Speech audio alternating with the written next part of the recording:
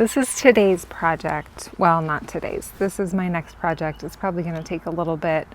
And my husband basically was like, do not do that without me. I don't want you to get hurt because I have a track record for getting hurt. I'm thinking and planning today. This patio area we put in because we just wanted a place to have our grill. It's by this back garage door and my husband can go in and out that door.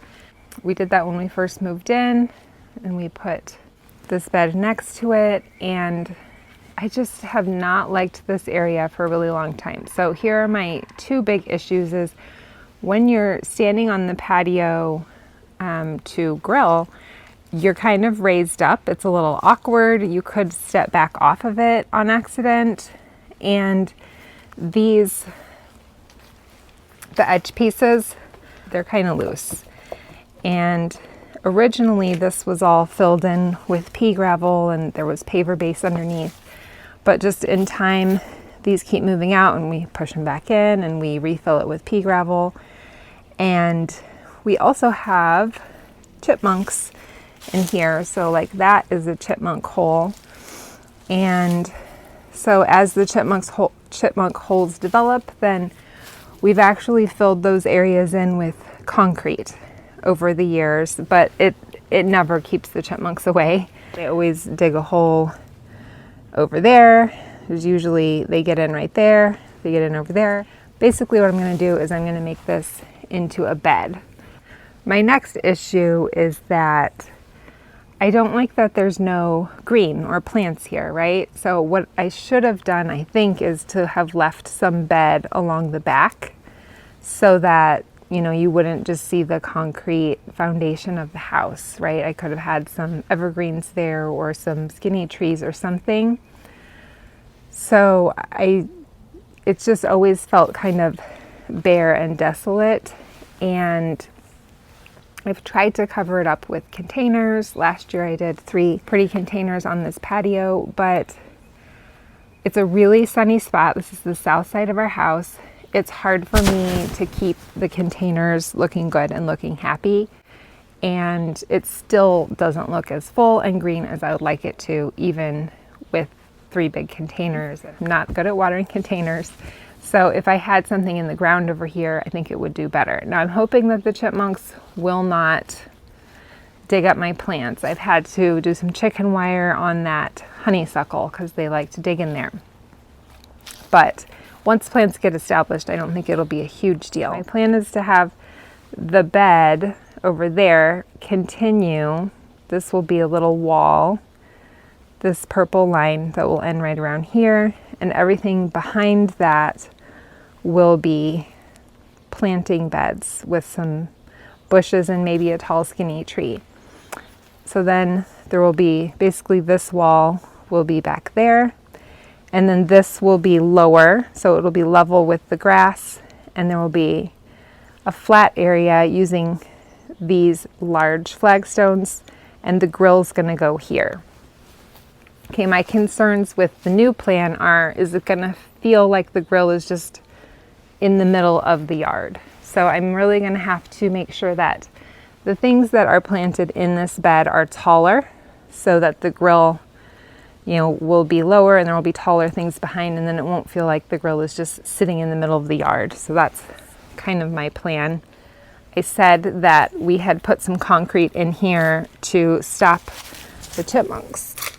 That's obviously going to pose a pretty big problem when we try to take these up, because we're going to reuse the flagstones. I know there's a lot of concrete over here because this is where the chipmunks always dig, but like I said, they always find a way to get back in there, so somehow it never did any good. Oh yeah, they get back in there a lot too.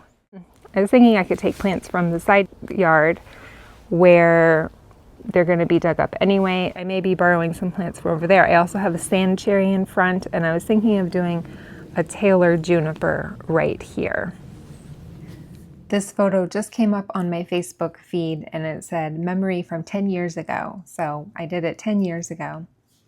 And of course, I actually couldn't wait for my husband, so I did go ahead and start a little bit without him. This and this and this are all on top of one big piece of concrete.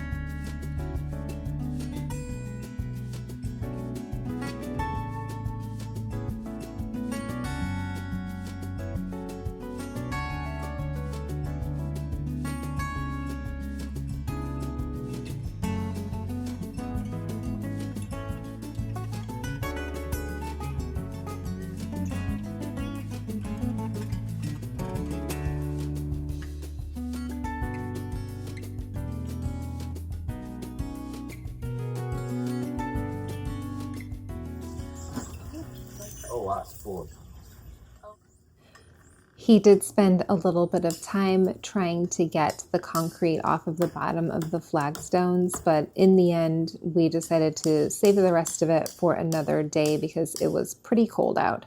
You wouldn't know it from the fact that he's wearing a t-shirt, but it was in the 20s. Oh, no. Don't hurt yourself.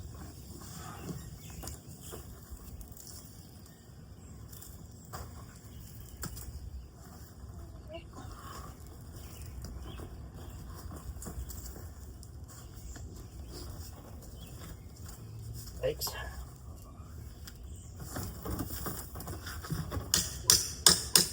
Oh, there you go.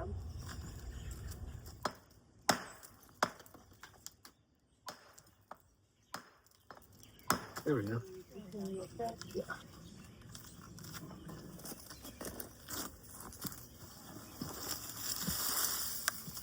Where's this ton?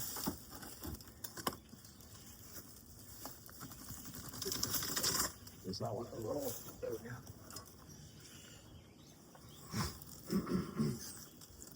Look at all those nuts.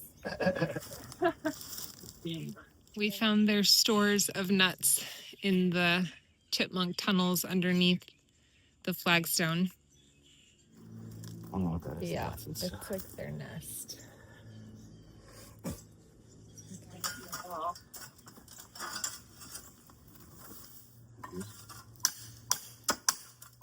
Going.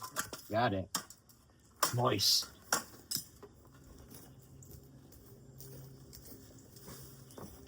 Oh, it's a big one.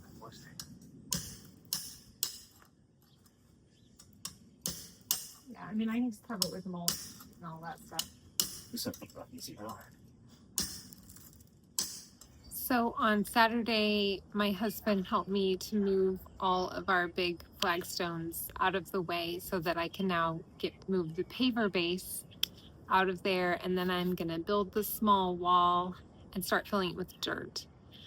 We would have done more on Saturday, but it was like in the 20 degrees. It was really cold, and so we just did the bare minimum, which was getting the big rocks out of here that I can't move myself.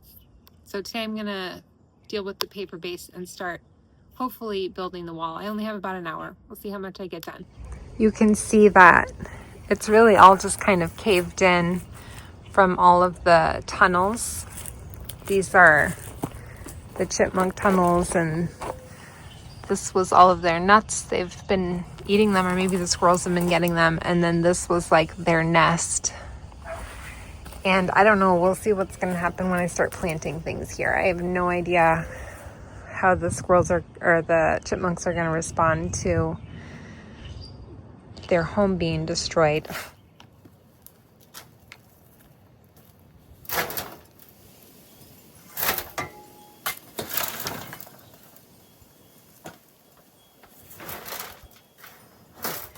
I'm not going to bore you guys with too much of this, but we'll just say it was a very lengthy process. I was trying to scrape off the top layer of paver base without getting too much dirt mixed in because I wanted to reuse the paver base underneath the flagstones.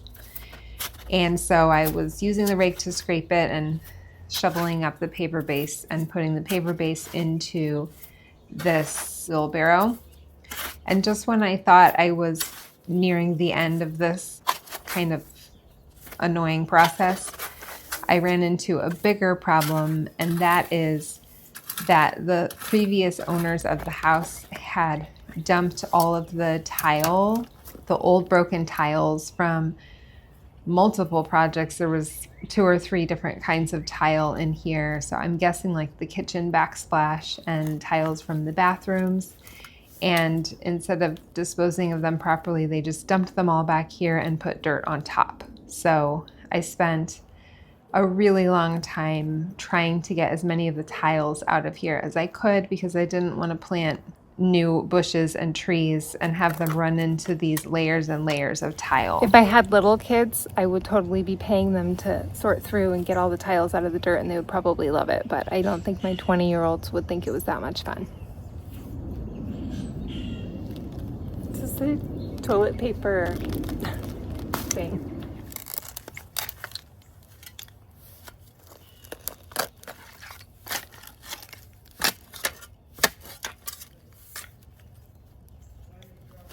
So I just placed these rocks haphazardly to see if I'm on the right track with how much to dig out. So I need to dig out more there.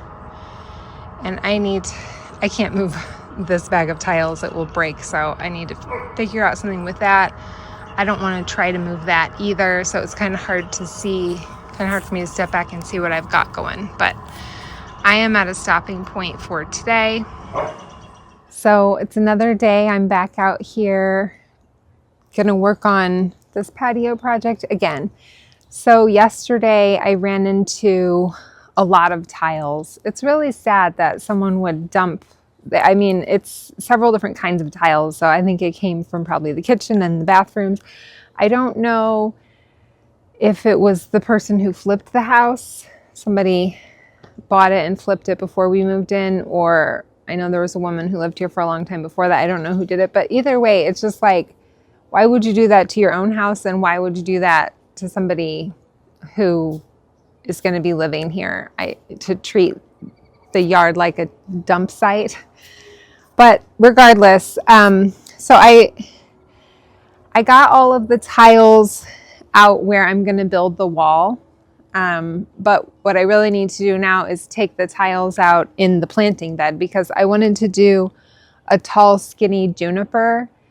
And, you know, there's a solid layer of tiles, so I don't want it to run into that. So today, you know, yesterday I was hoping to build this wall, and I don't even know if I'll get to the wall today.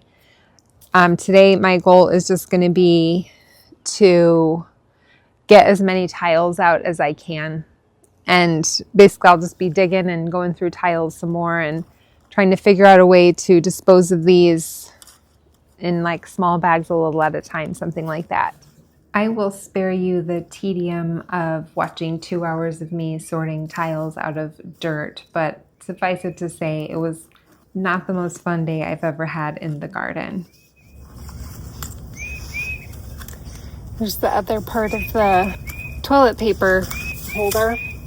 Once I did as much of that as I could possibly stand to do, I started laying down some paver base for underneath the small wall that I was going to build. And then I just started building the wall. So I'm gonna spoil it and tell you that I did not finish it this day. I actually built it pretty well. But then when I got over to the sidewalk, I couldn't find a way for it to end. I wasn't really leveling them. I was just sort of doing a first round, and then I was going to come back and make sure that they were a little more level later. But this is the first day of me working on the wall.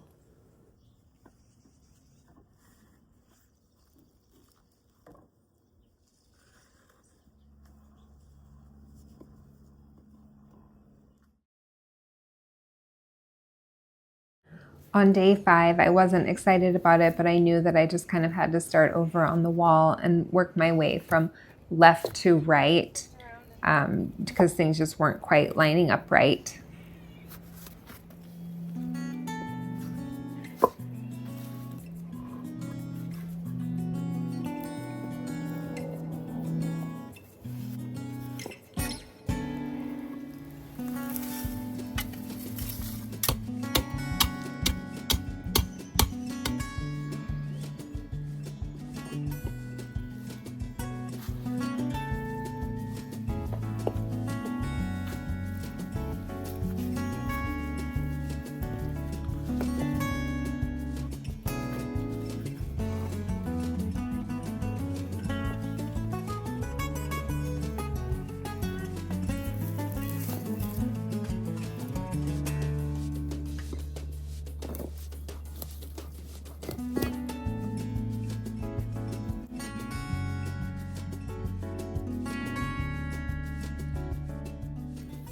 The next step was I mixed in some shredded leaves that I had in my potager garden over the winter, and then I got some compost. So I used this pot as kind of my compost bin. I fill it up all the way to the brim with yard waste in the spring, and then on top of that yard waste I put 1 bag of compost and then 1 bag of raised bed mix. And I'm actually able to plant annuals in this pot over the summer. So while it's composting beneath, I've got the annuals on top. And I find that having all of that decaying yard waste in the bottom actually helps with watering. So I don't have to water this pot nearly as much. It is a really large pot, so that helps with the watering too. By the following spring, then I have just an entire container of compost. I just want to show you that even down at the very bottom, all the way down, it's all compost. Everything broke down. And I'll show you a picture of what this looked like when I filled it up last spring. I do stick twigs in here, and that is, you know, maybe they'll break down, maybe they won't. They obviously haven't yet. But it helps to retain the moisture. So the stick's almost like a, what's that called? The berm, the Scandinavian word. If I hadn't done this myself, I don't think I would believe it. That this was foliage and other yard waste from last spring.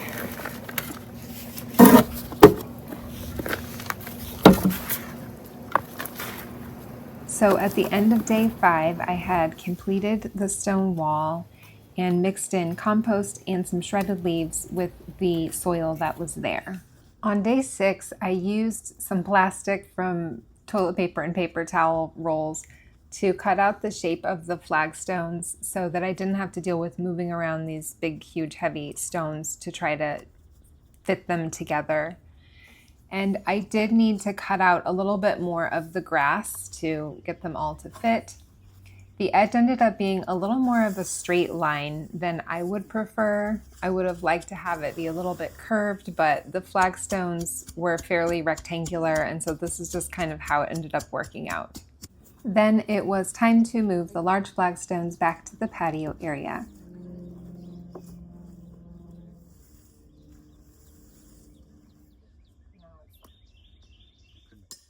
We had to spend some time with the hammer and the pry bar trying to get all of the concrete off of the original flagstones.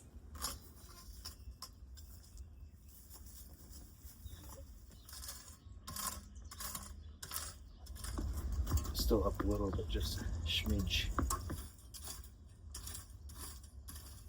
After getting this one just right, we decided we needed to rotate it to fit the last piece in.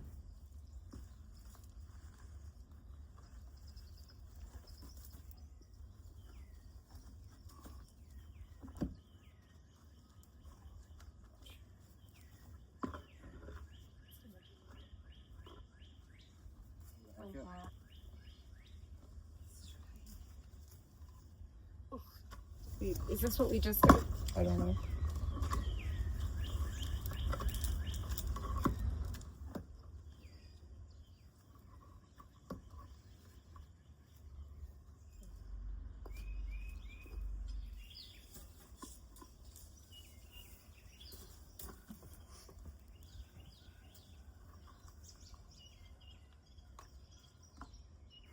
Now I'm just filling in these back pieces.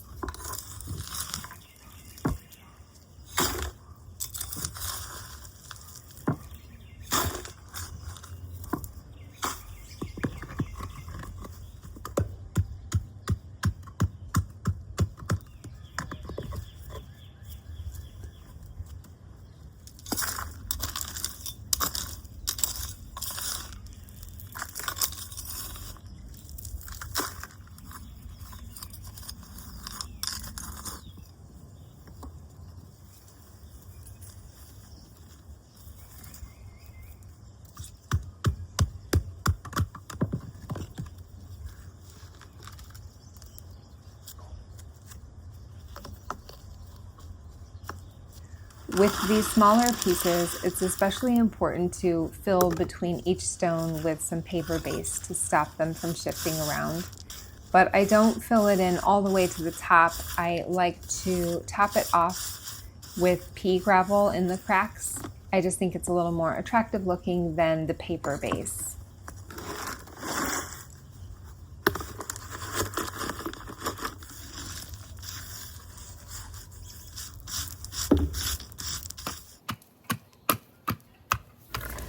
I have always got some sort of project going. I never run out of ideas. So if you're enjoying this video and you want to see more, be sure to subscribe.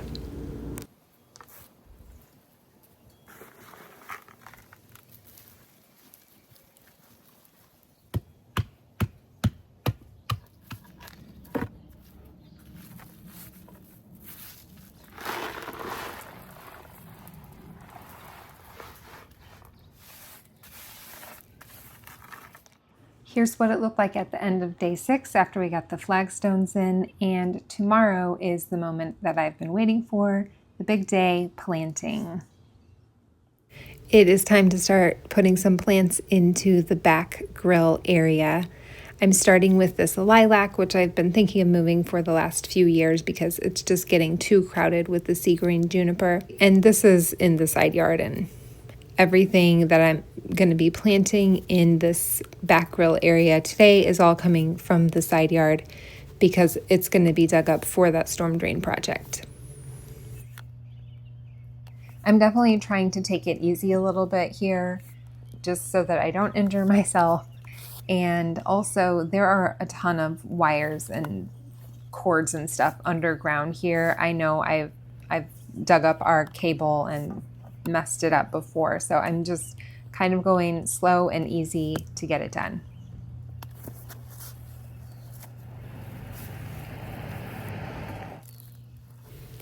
I'm starting with the lilac on the left, and then I did buy a juniper to go on the right. I wanted something that's going to get to be a decent height but not too wide, so this particular juniper only gets 2 to 3 feet wide. It is the Skyrocket juniper, and it is the only thing that I'm actually going to buy for this project.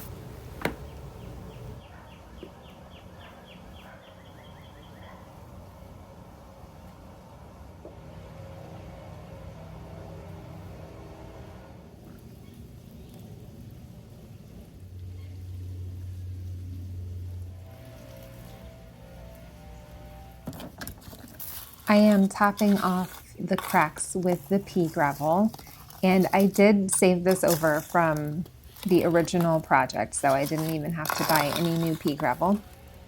The only thing that I purchased for this entire project was the one Skyrocket juniper, so I think that's pretty good.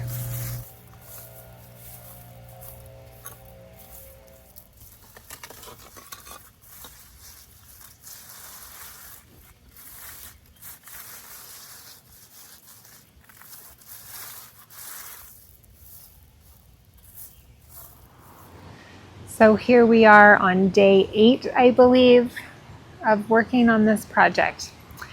Yesterday I got in the lilac and the Skyrocket juniper. So today I'm going to try to get a bunch of other stuff in. I have, let's see, I've got a couple of boxwoods, a sand cherry, a clematis.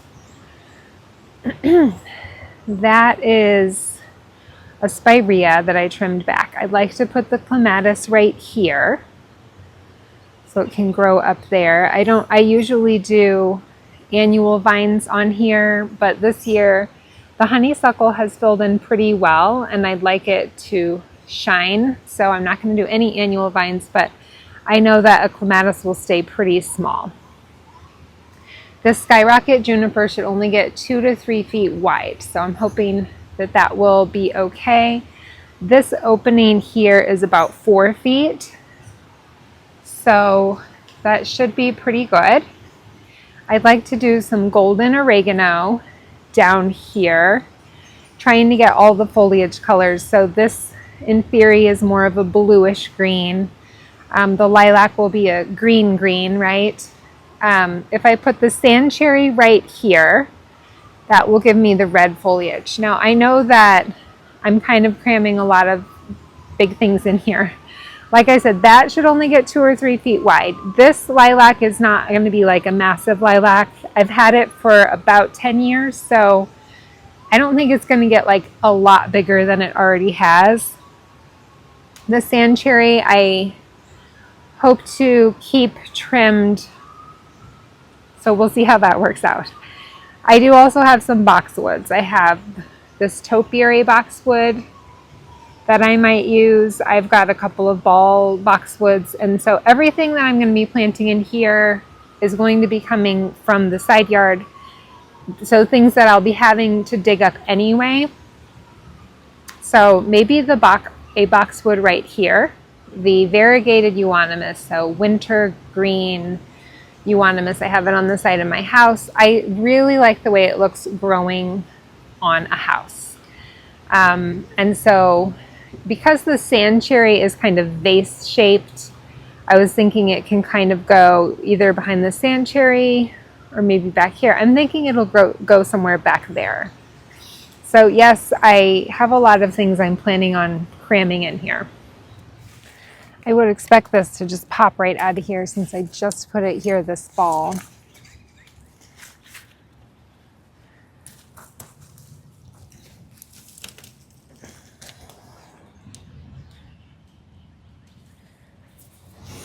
When I scrape it back, I don't see any green. I wonder if it's dead. I don't know. Like my good sand cherry that I know is alive. It's not super green when I scrape it back either, but it is a little more alive looking than this one. I guess I'll go ahead and plant it anyway and see what happens. I feel like this is not an encouraging start to the day to be starting by planting something that might just be dead already. But oh well, we're gonna do it. So I had gotten this sand cherry on clearance from Walmart for $13 last spring, and I had it in my mailbox garden all last summer. And then I decided that I would rather have a smoke bush, so I just took it out of the mailbox garden and stuck it in the potager over winter just to have it in case I needed it for something else. It is awfully wet out here today. It's been raining for the last few days. It rained last night, and they say not to plant when things are too wet, but I mean, it's spring in Kansas. Like when else are you gonna plant? I'm not good at always taking professional advice. If this dies or is already dead, I was going back and forth between planting my little double 9-bark here or the sand cherry. So if this dies, then it was meant to be the 9-bark. Okay, this is my variegated euonymus that I'd like to put behind the sand cherry. So we'll see how this comes out. It's definitely has spread around, so we'll see what we end up with.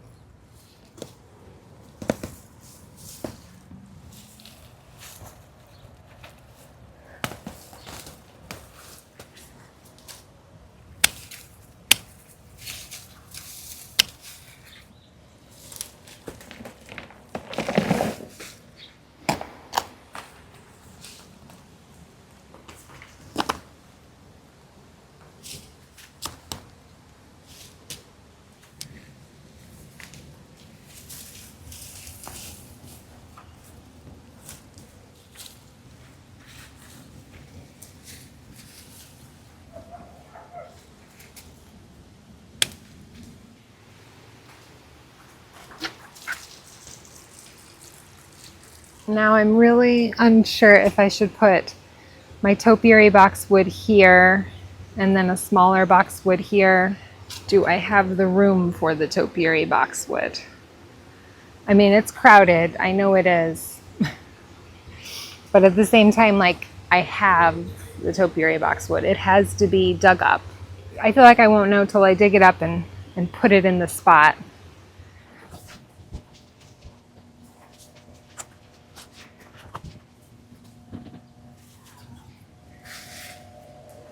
Ooh, this is heavy.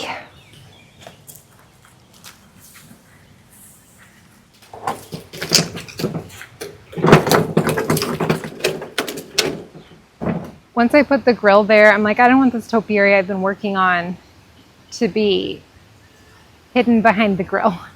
So I had another place I was thinking of maybe doing it, and I'm gonna go ahead and put it there. I've already dug it up, so I need to plant it. So we're pausing on the grill project real quick, and I'm gonna put the Topiary Boxwood outside of my potager garden. Oh gosh, this is really heavy.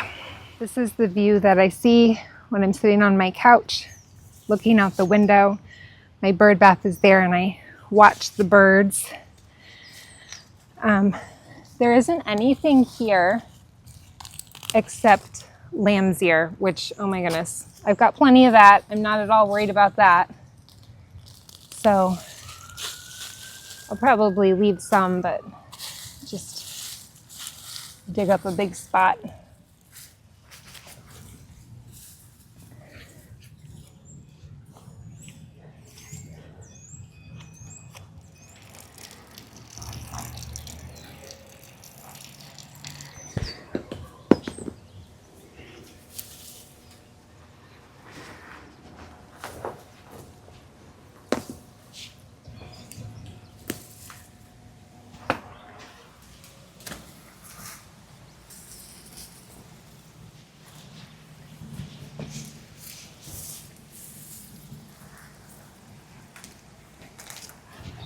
I was just looking around to see what I have to fill this big hole here. I don't think I want to do another boxwood. I don't think I want two boxwoods right next to each other. So I'm looking at perennials. I have iris, I have betony. I already have the irises, variegated irises over there, so I think I don't want irises. So this was the first time I've put the grill on this little patio. And my first reaction was, oh, I don't like that. My husband would not be amused if I said, you need to find somewhere else to put your grill after all this.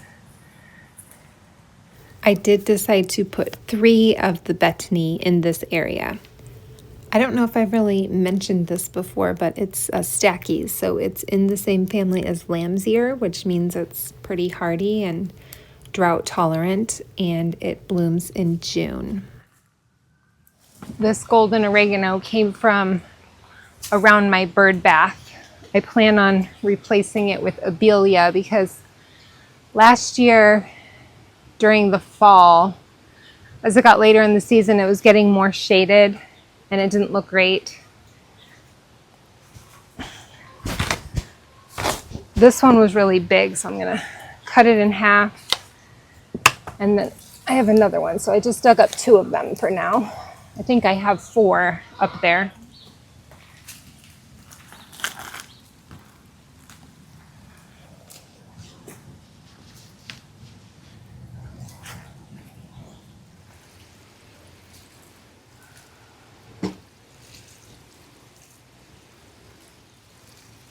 This is my very last thing for today. It's starting to sprinkle, but I'm gonna get this done. I ordered this Clematis during COVID, and it came, oof, what am I hitting? Surely that's not the Clematis. I think it is. I think it's very established. Wow, this is a big established Clematis, which I do know that it's doing really well, but I didn't expect it to be this far out. I paid $12 for it. It was a little tiny plant. I got it off of Etsy, and it's just done so well.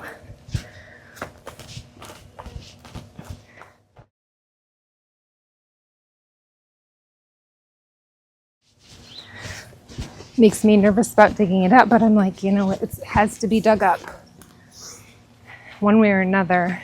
Better to do it while it's dormant. I'm like in shock at how big this is.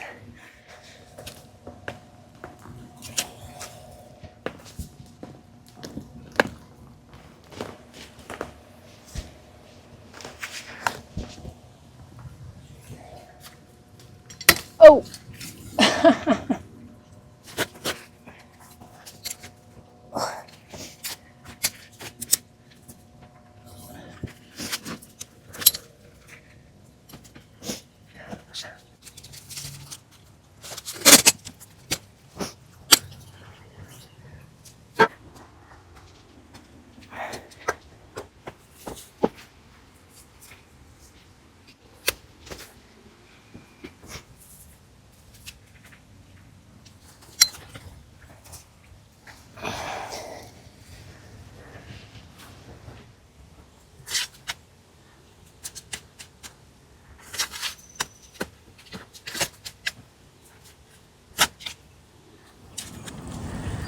Well, here is the finished product. It looks probably a lot better without the grill, but I think it'll look okay when all the green has filled in behind.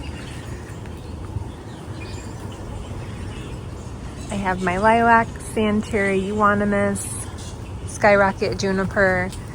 Then I have 3 betony and 3 alternating golden oregano, my boxwood, and then over here the clematis, which I really hope makes it because I just love that clematis so much. So hopefully it does well.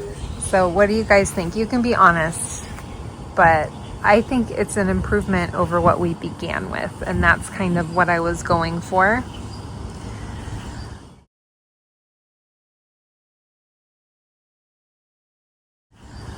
I put this big trellis in because it was such a big bare wall, and then I was like, oh, now this is bare. So once this Skyrocket Juniper gets tall, I think that's gonna make me pretty happy. Do have a couple of leftover rocks over there. I've actually been using them since I finished this project, and I don't think I'll ever have too many rocks. I think I will always be able to use what I have. But yeah, I'm curious what you guys think of it.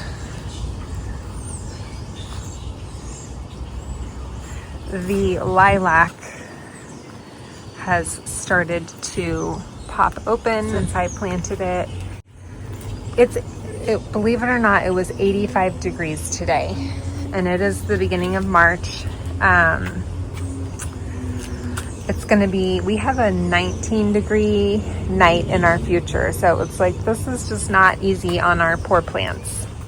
Thanks for watching. I hope you enjoyed watching me redo my patio for my grill.